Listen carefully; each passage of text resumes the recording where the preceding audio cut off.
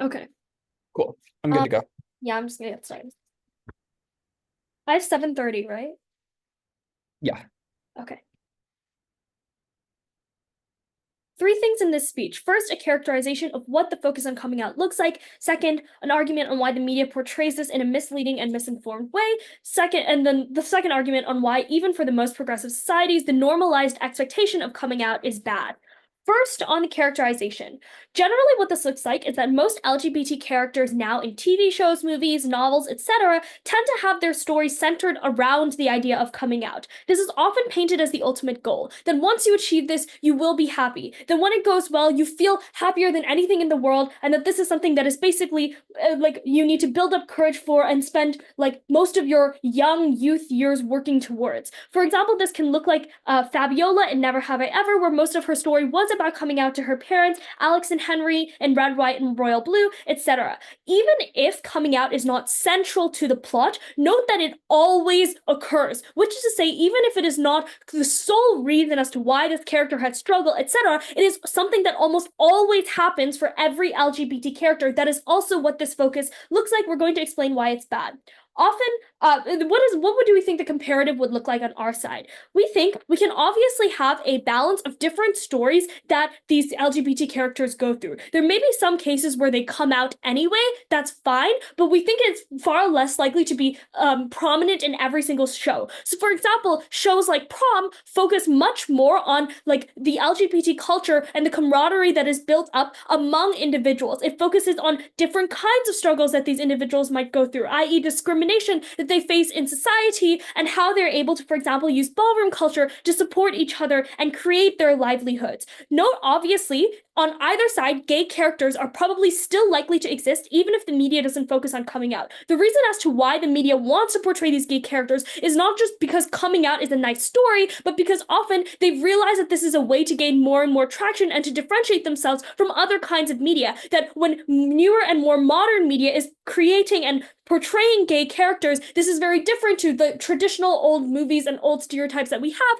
This draws a new audience, especially younger audiences that tend to be interested in watching these kinds of characters. I think all of this suggests we're likely to still have a lot of LGBT representation on either side of the house. You still get stories written about them, etc. So, first argument then, why the media is likely to portray this in a misleading and misinformed way, leading to harm. The first is that the media themselves tend to have perverse incentives. They want to always like usually most shows want to have a happy ending at the end of the story, right? Which is to say they don't want it to be that it ends with somebody being upset or somebody being kind of like in the middle and not knowing what to do with their life. They tend to want to have some sort of resolution. That resolution often has to come through the case of your coming out being accepted or your parents eventually being happy with you, etc. They want those feel-good scenes at the end because this often leaves the audience with a sense of completeness. It finishes the storyline and makes people just generally happy to watch the movie. Note this is likely to draw in significantly more audience than particularly like note that like because this is likely to draw in a significantly like more happy audience, this tends to mean that they only want to show like coming out they only want to show coming out or these kinds of scenes as ones that end up going well or ones that end in happiness. So they're less likely to show ones where the kid gets like kicked out of the house and not kicked out of the house after coming out and like loses their parents forever or goes no contact because their parents consistently criticize them after they came out. Those are things that the media doesn't really want to show because they don't think it's something that is like very palatable to these general audiences. But this is really harmful. Why is this true? First, it is really harmful because the individuals who are impacted the most and whose decisions are impacted the most when watching these media are those LGBT individuals. And while there are a wide variety of children with, or a wide variety of LGBT youth with different level, who live in different levels of like accepting communities, there's certainly going to be some of them who are encouraged to come out even when it is actually too risky for them. They see this as something that is likely to end well because these are the movies that they watch every day, the TV shows that they see every day. This is like the media that they are exposed to, and these are the narratives that they consistently see. This often creates the belief that your coming out is more likely to be accepted and often clouds your better judgment as to whether or not it's actually going to be good for you. But the second thing to note here is that the media also is often written by individuals who tend to be exposed to the more happier side of the LGBT community, i.e. rich and progressive actors and screenwriters who don't see much more conservative areas and what life can look like for LGBT individuals there. But lastly,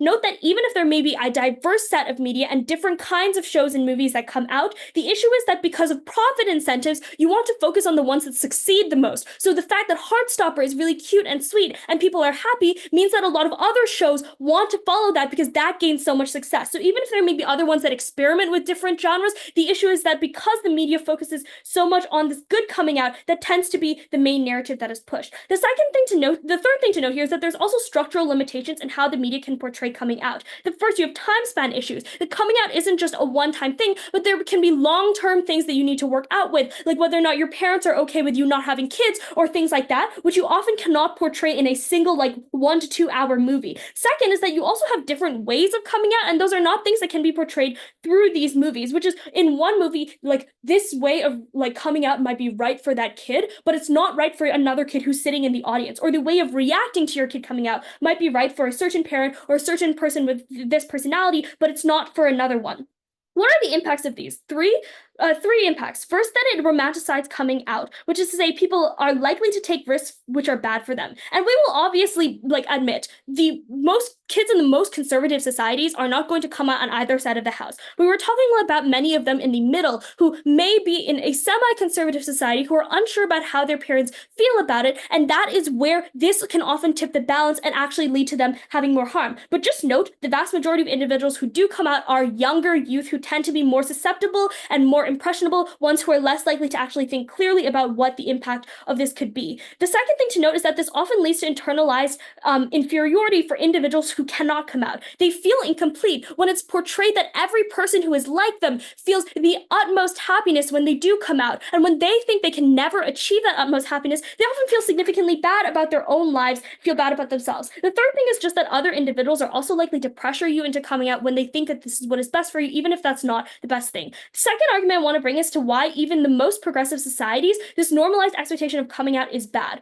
The first is that this often leads to otherization. For many, being LGBT is one characteristic among many others. Singling it out as something that you must declare is bad because it suggests that that characteristic makes you particularly different rather than all the other characteristics and personality traits that you have. At the end of the day, you are still you. But the idea that everyone who is LGBT must come out often suggests that coming out makes you somebody different, or that being LGBT makes you somebody so particularly special or different. I think that is something that often leads to people feeling alienated rather than feeling like they belong in their community. For all of these reasons, very proud to propose. Wow, my timing is terrible. Okay.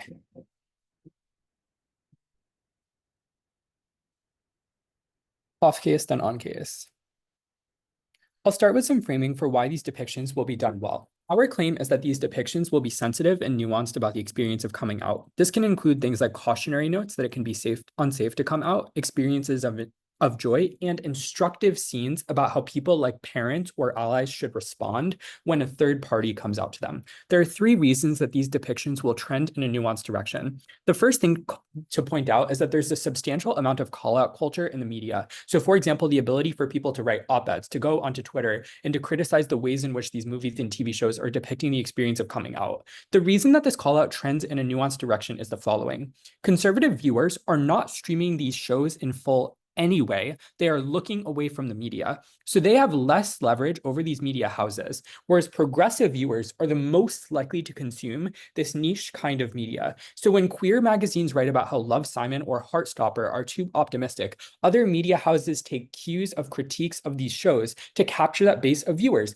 And moreover, this gives you a preemptive incentive to do things like consult with experts to figure out how to make these viewers happy and to satiate their desire to see more nuanced depictions. The second thing to point out is that the motion says LGBTQ plus media and popular culture. This media, by definition, is crafted by queer people. And people who become artists and writers often care very deeply about empathizing with other perspectives and telling more honest stories. So even if these individual writers may have some baseline level of privilege, as PM notes, everyone at some point in their lives has been fearful of coming out and is willing to be empathetic to others' experiences, i.e. the fact that some people might be kicked out of their homes. And this is especially true because even if you're like a wealthier, older writer, that means that you probably also lived during a more conservative time period where it was even harder for you to come out regardless of wealth because people's social perceptions toward queer people were worse. The third reason why these depictions will be nuanced is that even if media is profit-oriented, a focus on queer media and coming out in particular encourages studios to find different niches and therefore to portray nuance in different perspectives to a more significant extent. Whereas on their side of the house, what happens? Some coming out media still exists, as PM points out, but the difference is that that media is more likely to be sensational because there are fewer competitive incentives to depict nuance in the first place. So we flip their claim. That's why this media will be reasonably sensitive. Given that, our main claim is that media depictions are good for queer viewers. There are several reasons that focusing on coming out benefits queer people, particularly people who are in the closet. The first thing to point out is just that a focus on coming out exposes queer people to a variety of different strategies for coming out. So some illustrations include things like ways to bring up your sexuality or your gender identity with your friends. So for example, demonstrating main characters who specifically self-select into talking to friends who they know and will preemptively support them before talking to other people who they're more worried about telling their sexual orientation to. Or for example, relaxing fears in cases where parents have already said that they would be relatively accepting and affirming you so that you're not excessively scared of coming out to a more significant extent. The second thing to point out is that this improves the response of allies and family members when you come out to them. In particular, there are many liberal parents who may not know how to talk to their children fully when their children come out, and it's hard for those parents to get a full picture of how to respond, especially when the alternative is probably things like relying on your personal intuitions or reading through random clinical blogs.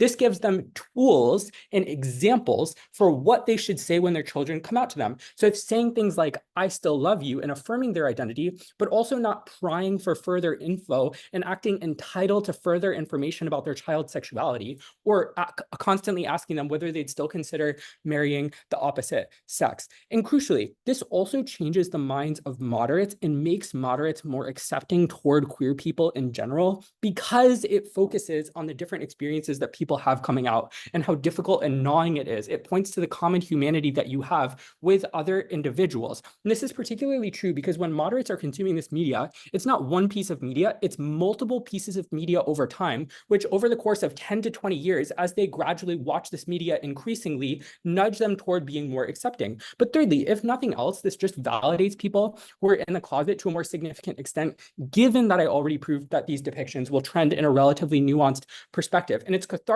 for people who've already come out, but who previously didn't feel heard or recognized. What is the comparative on their side of the house, and how does coming out get discussed in the alternative absent this focus?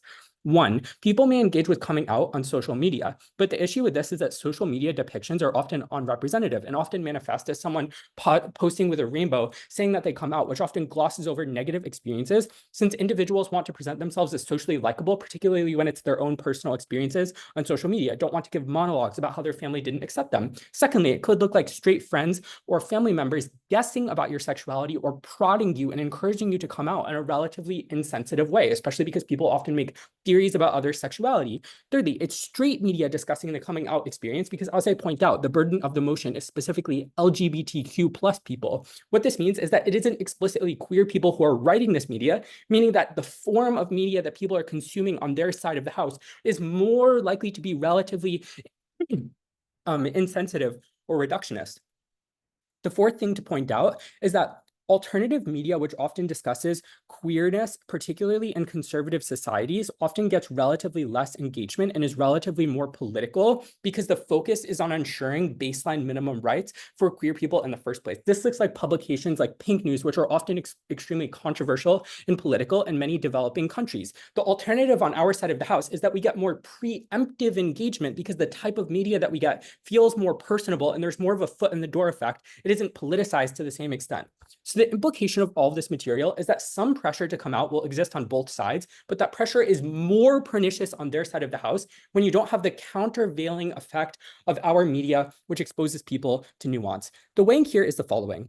We agree that queer media could talk about other things and that incentives to depict other things well, such as your life as an out person, are symmetric. So I'm now going to weigh why a focus on coming out is more important, even if there are good incentives on both sides.